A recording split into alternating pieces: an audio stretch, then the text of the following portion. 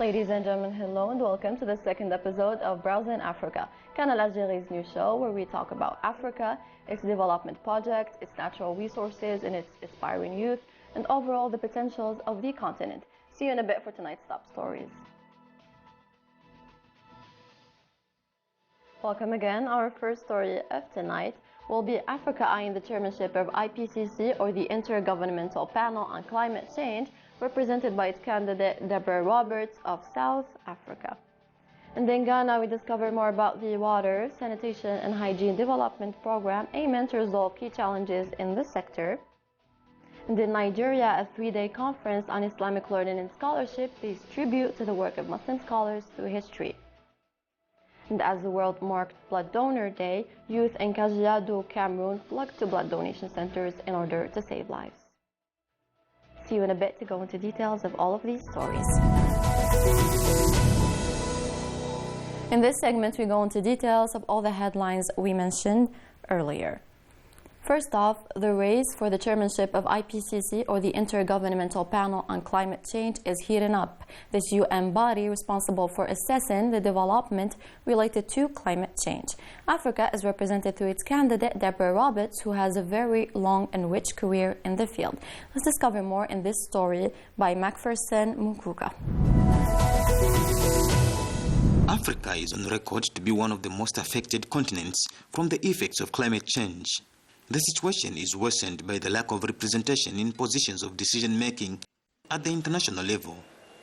But this perhaps is likely to change with the nomination of South Africa's climate change scientist for the top position of the Intergovernmental Panel on Climate Change, IPCC. This is really the decade of action. This is the time where global society has said we've fundamentally got to act now in the next years to change the future of our planet and the future of our society, to put us onto a more sustainable development path, to create greater equity and justice in society. So it's a period where we need to do things. Professor Deborah Roberts will be looking to be deputized by another African, Tanzania's IPCC focal point, Ladislas Changa. There are issues that we would really like to strengthen. First of all, our participation in the process as people from developing world, and particularly in Africa, is less.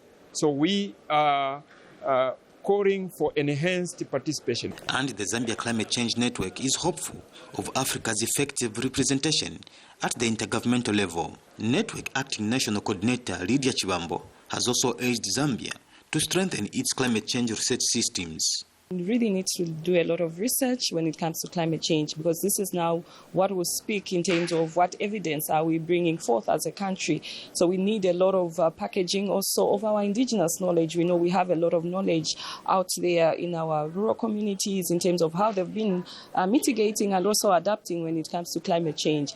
Professor Roberts, a renowned scientist and practitioner, brings over 30 years of experience in the field and is the current co-chair of the IPCC's Working Group 2 on impacts, adaptation and vulnerability.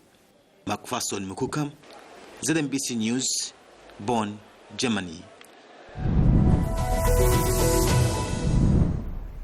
In a related context, the Ghanaian Ministry of Sanitation and Water Resources has introduced a 10-year plan in order to develop the sector of water, sanitation and hygiene in the country. This plan funded by the World Bank and will be implemented through collaborations with the private sector. Winifred Afumo will tell us more. The Ghana Wash Development Program contains an overview of Ghana's wash status. The entire documentation of the program was led by the Ministry of Sanitation and Water Resources, with support from the World Bank and participation of all relevant partners in the sector. The National Development Planning Commission ensured that the program is in line with Ghana's National Medium-Term Development Policy Framework to ensure that neglected components of wash that require more attention are prioritized.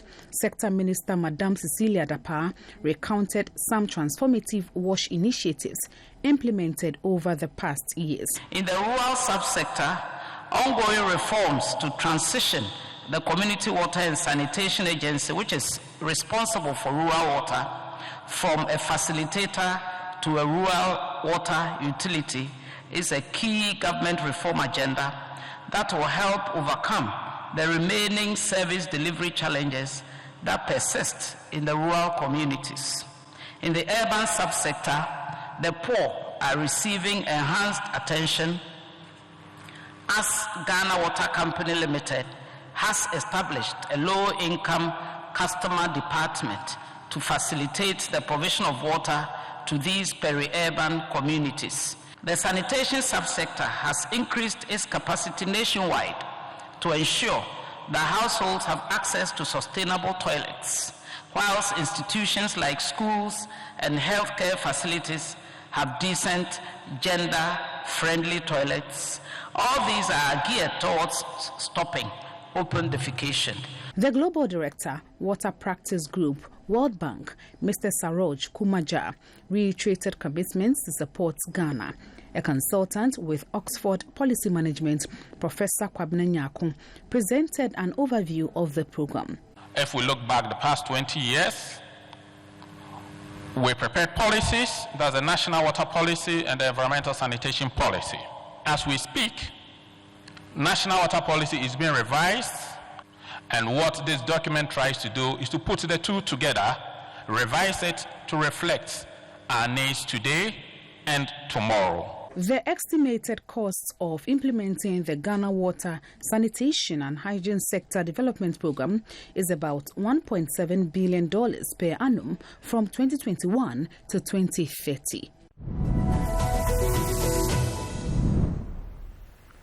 Islamic schools around the globe are urged to come forward with their ideas and their innovations in addition to their research on science and technology for leaders or the private organizations to support the implementation of these innovations. This was at the heart of the Conference of African Islamic Scholars, which was held in Nigeria. Let's discover more about this conference with Muhammad Umar Ajingi. These are different collections of Arabic manuscripts on philosophy, art, science and technology written by Islamic scholars many years ago, even before the Western civilization. Whatever you see in the West today, I can assure you, emanated from the generation of the work of Muslim scholars. The first person that invented medicine, invented mathematics, is Al-Khwarizmi. Al-Khwarizmi invented zero, and that was the beginning of mathematics. These scholars believe it is time to show to the world that Islamic scholars have conducted a number of research on art, science and technology that deserves the attention of scientists across the world for implementation. And so what we've talked about here is so critical, because then what happens is we can control now that story and we can now disseminate it. Most Muslims today are under the shadow of Western influence, Western academics. The Sultan of Sokoto, Muhammad Saad Abubakar, the Kaduna State Governor, Senator Obasani, and the Sheikh of Borno challenged the scholars to translate some of these ideas into different languages. It's my hope that this Congress will dig out more of our history so that our contemporary society will be more informed of who we really are. We must therefore align our research and curriculum to conform with the current realities in Africa. Islamic scholars in Africa must also sustain fruitful dialogues with their peers in the Arab world. These Islamic scholars from different countries across the world will be here for another 2 days to elaborately discuss and digest the ideas contained in the manuscripts, including some verses on science and technology from the Holy Quran to suggest the way forward. In Kaduna, I am Muhammad Umar Ajingi, NTA News. World Blood Donor Day is on June 14th of every year. Many African countries mark this event by campaigns to raise awareness on the importance of donating blood, which bear fruit, as we will see in Kajiado, Cameroon, where Cameroonian youth flock to blood donation centers in order to save lives. And this in the story of Thomas Nadanga. Blood is a medication indispensable during treatment, and its scarcity in hospital can be life-threatening to persons in need. As a medical doctor, I know how blood helps to save life. So I came here to donate voluntarily my blood to show the example. And so these blood donors have lived and heard testimonies of men, women and children dying for lack of blood and have yielded to the call from the National Blood Transfusion Service to voluntarily donate blood. The population requires about 400,000 units of blood every year. And in 2022, we collected 147,034 pints, about 36% collected. So we still have a huge gap.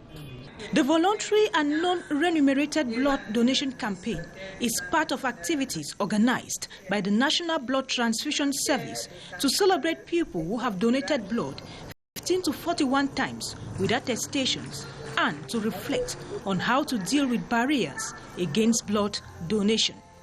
There are lots of myths around blood donation. There are lots of socio-cultural beliefs. We are doing a lot of sensitization and education, which is a good strategy for promoting blood donation. To ensure safe and sufficient blood for all in blood banks nationwide, Cameroonians have been challenged to give a little bit of their blood once in a while. That was our last story of today from Kajiado, Cameroon, on the importance of donating blood. And with that, we conclude the second episode of Browsing Africa. We hope you enjoyed this tour with us and discovered more about this beautiful continent and all